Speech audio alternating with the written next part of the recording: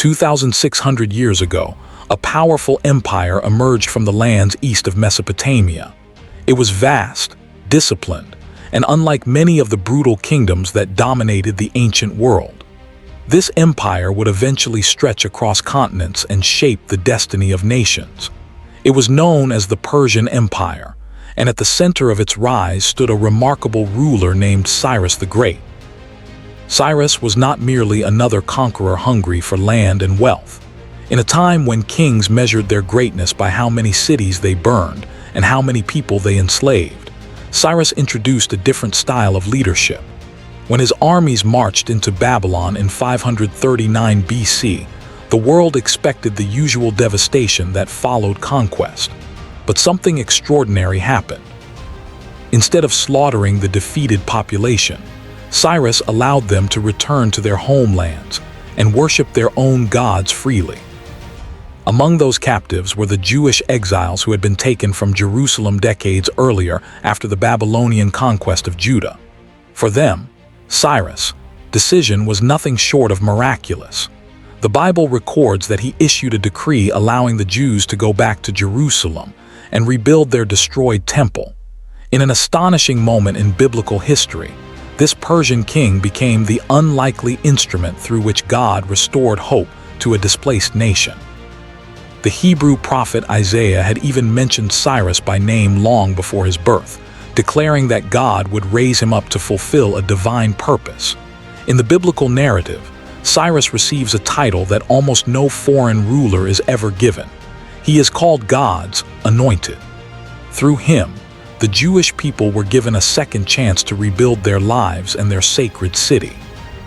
Under Cyrus and his successors, Persia grew into the largest empire the world had ever seen. Its influence stretched from India in the east to Egypt in the west. Its magnificent capitals, such as Persepolis and Susa, stood as symbols of incredible wealth and engineering brilliance. Massive stone columns, elaborate carvings, and vast palace complexes reflected the grandeur of an empire that ruled over many peoples and cultures. Yet the story of Persia in the Bible did not end with Cyrus. Several decades later, another dramatic chapter unfolded within the Persian royal court.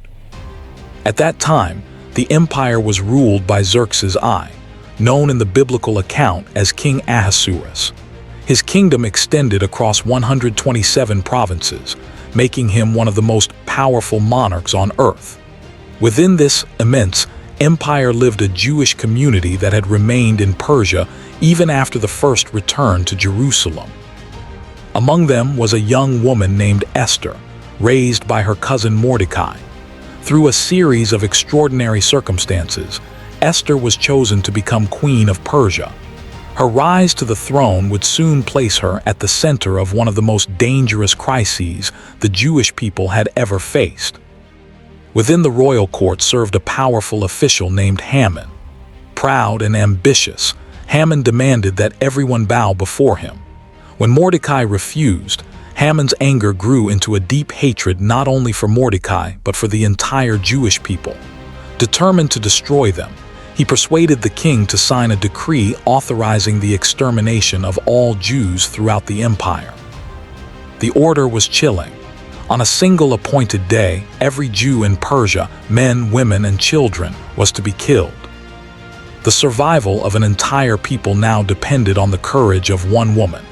Esther knew that approaching the king without being summoned could mean instant death. Yet she chose to risk everything.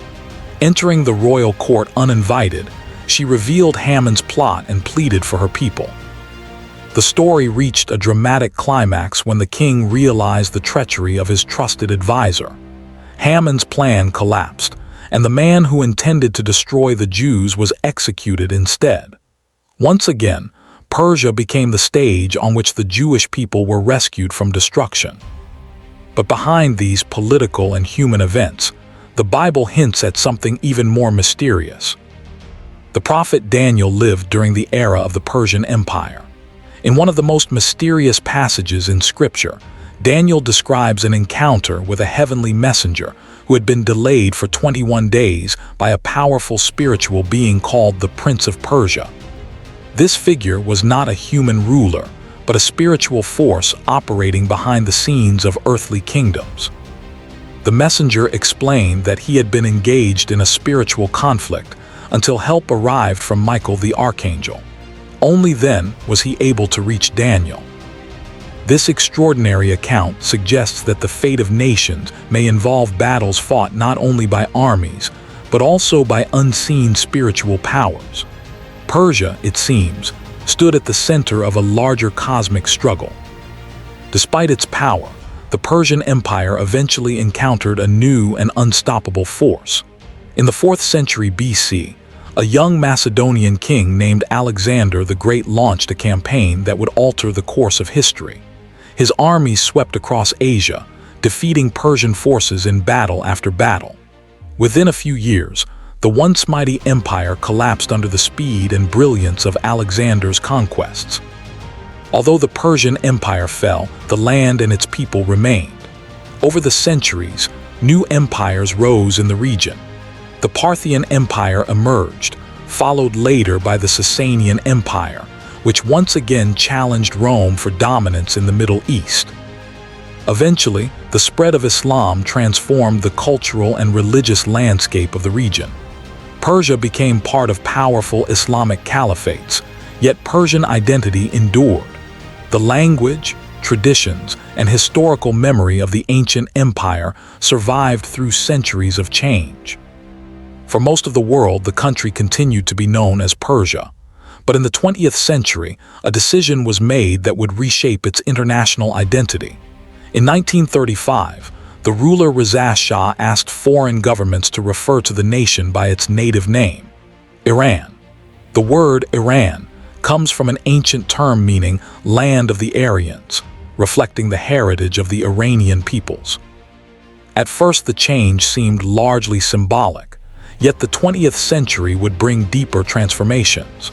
Iran began rapidly modernizing, adopting many Western institutions and technologies. Beneath this modernization, however, tensions were building between traditional religious forces and the secular monarchy. Those tensions exploded in 1979. Massive protests erupted across the nation, eventually forcing the ruling Shah to flee the country.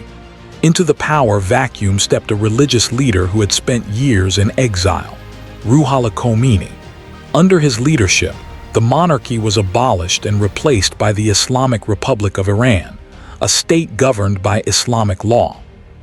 The revolution dramatically altered Iran's relationship with the rest of the world. One of the most significant shifts occurred in its stance toward Israel. While earlier governments had maintained cooperation with Israel, the new revolutionary regime declared strong opposition to the Jewish state. Yet history often unfolds in surprising ways. Despite strict restrictions on Christianity, many observers believe that Iran is witnessing one of the fastest-growing underground Christian movements in the world. House churches quietly gather, and countless individuals are exploring the teachings of Jesus despite the risks involved.